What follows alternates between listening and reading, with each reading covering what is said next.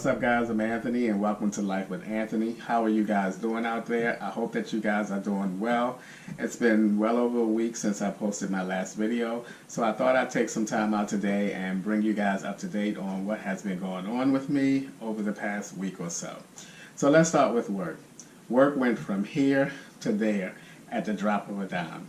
We spent about 4 or 5 days doing maintenance where we tore the press apart, cleaned all the parts of the press, reassembled the press, and we just started running a couple of days ago. This is actually my second weekend off. My first weekend off was last weekend, and let me tell you guys, my body did not adjust to having an entire weekend off very well at all. I was falling asleep at the weirdest times during the day and waking up at the strangest times during the night, and I just did not do very well with adjusting to having 2 consecutive nights off from work. This weekend is a little bit better. I still fell asleep a little strange time, but I feel pretty good right now, and hopefully I can stay up and fall asleep, at a decent time so that I can sleep throughout the whole night.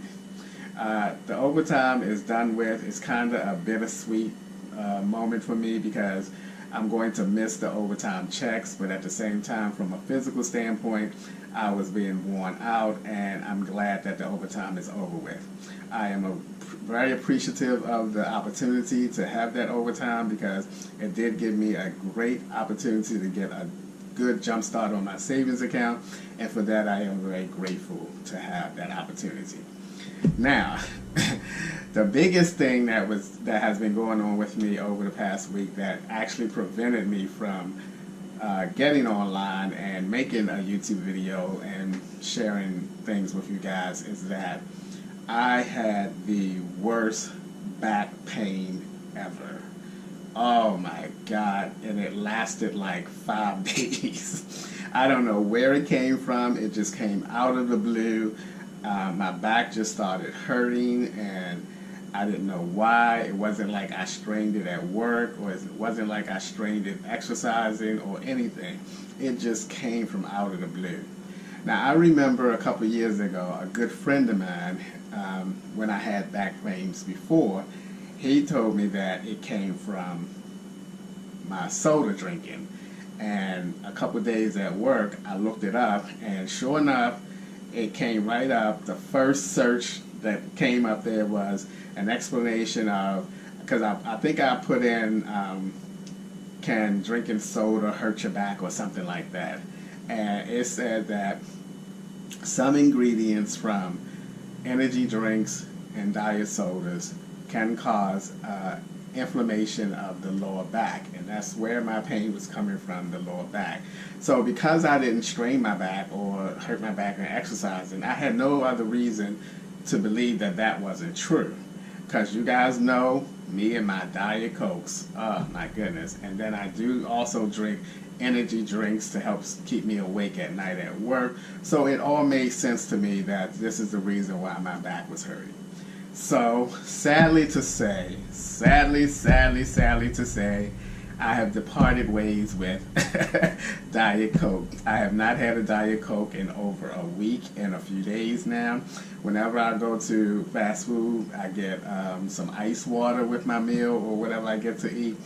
And I'm still missing it a little bit. I haven't totally said, okay, I'm okay with no Diet Cokes. But every now and then I get that little itch, that little crave to go and get one at work, and I kind of hold back because I do take a lot of my flavored water with me to work, and I force myself to go and get one of those waters as opposed to getting a Diet Coke out of the machine. So I think I'm doing pretty good with it. As of now, me talking to you guys, my back is feeling a lot better. This is probably the 6th day.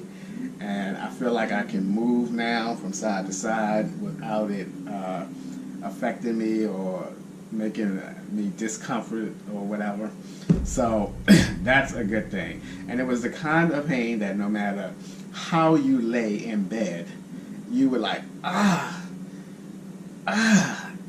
And then I bend over a lot at work, and I'm telling you, I didn't take off from work. I just forced myself through it, and I was kind of bending over like, you know. So I made it through, and I just, whenever I wasn't working, I was laying down, relaxing, trying to give my back the proper rest that it needs to, whatever, to not be happening, stop happening.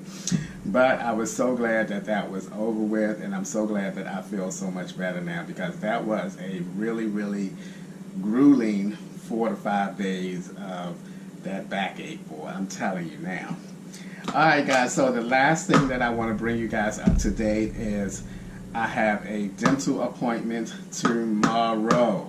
Let me tell you guys, if you have been with me for a minute, you guys know that I am just not a big fan of going to the dentist at all. The last time I went to the dentist was to get this tooth here that was like hanging by a thread pulled out, you know, and I got a replacement tooth, which is right here.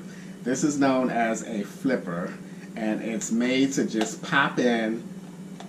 If you've never seen a flipper tooth, it's kind of like this. It's one tooth, and it has these little metal tube brackets on the side that goes in between your side teeth, and this will be in place. Now, I know that a lot of you in like past videos back in the days was telling me that, you know, it takes some time for me to get used to having this in my mouth.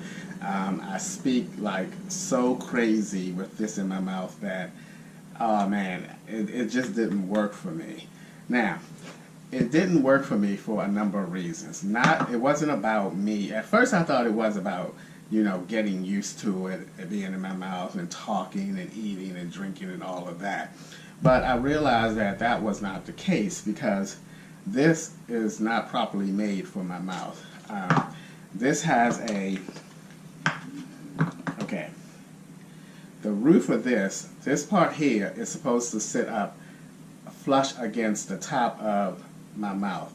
And what that does is, because it does not sit, it's about that much of a gap, and that takes up the space that my tongue needs to be able to pronounce words properly, to be able to eat properly and drink properly with the tooth in my mouth.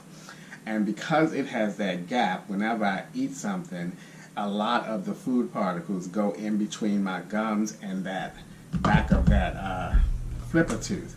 And if I was to take it out, you'll see all kinds of food particles there. And that's because the top of the flipper tooth is not flush up against my gums, which gives the food no place to go but down my throat, as well as the drinks. So that is the problem with the flipper tooth that I have here. It's not because I'm not getting used to it, it's because it is not made properly for the shape of my mouth. Now, why am I telling you all of this? Because when I go to the dentist tomorrow, I'm going to take this flipper tooth with me, and I'm going to explain all the things that I am telling you guys to this dentist.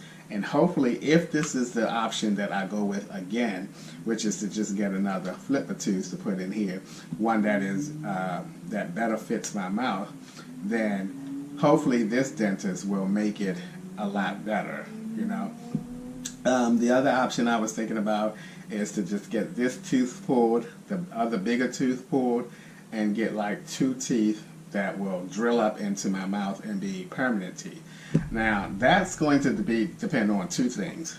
One, my fear of the dentist will hopefully go away for me to allow them to even do that kind of procedure on my mouth. And 2, affordability. Now, I have an HSA. I have about $2 grand in that HSA. This flipper tooth cost me $700, so it's going to depend on the cost of it. Ideally, I would like to just get this one pulled as well, because this tooth has dropped down, and I have no idea why it's dropping down, because it's not loose or anything. I mean, it's nowhere near being loose, so I don't know why it's dropping down. I'm sure you guys can see that in many of my videos. Also, I don't know how I feel about having a tooth that's not loose being pulled. You know, this one was easy because it was, like I said, hanging by a thread. And I'm quite sure it didn't take, the dentist probably could have just yanked it out with his hands. But this one is no looseness, is no nothing, and a little nervous about having them try to pull that one out without it being loose or whatever. But I'm going to have a chat with the dentist and see if they can ease my mind to have both of them, have this one pulled out and then get 2 new ones put in. And because the rest of my teeth I feel are fine. They're not the straightest, but because I have been taking better care of my gums, which is the reason why this big tooth fell out in the first place, is in that area above the tooth, my gums went bad. But I have been taking care of my gums, brushing more often, using Listerine and all those good things, and my gums are in so much better, more shape than they were when I got this tooth pulled out. So I feel really confident that, with that being said, the rest of my teeth will hold in place because none of them are loose. They're holding strong. Again, they're not the straightest, they're not the whitest, but they are strong and they hold it in there, and that's what's important to me at this time. None of them are going to continue to fall out. Alright, with that being said, guys, that's my plan. Wish me luck on my dental appointment tomorrow. Hopefully I can either, one, afford to get 2 new teeth, and that this new dentist that I'm going to see is going to ease my ways and let me know, make sure that, this is not going to hurt, with today's medicine and all that good stuff, that, it's going to be a breeze. The procedure will be a breeze. Alright guys, I think I brought you up to date on everything that was going on with me. The work has slowed down. The backache is just about back to normal, and I have a dental appointment on tomorrow. With that being said, I will see you guys. Oh, I'll do that in another video. But anywho, I'll see you guys the next time. As always, thank you guys for taking a few minutes out of your time to watch Out of Your Time. You can tell I'm rusty. Thank you guys for taking a few minutes out of your day to watch my videos. I appreciate you guys. You know that, and I'll see you guys very soon.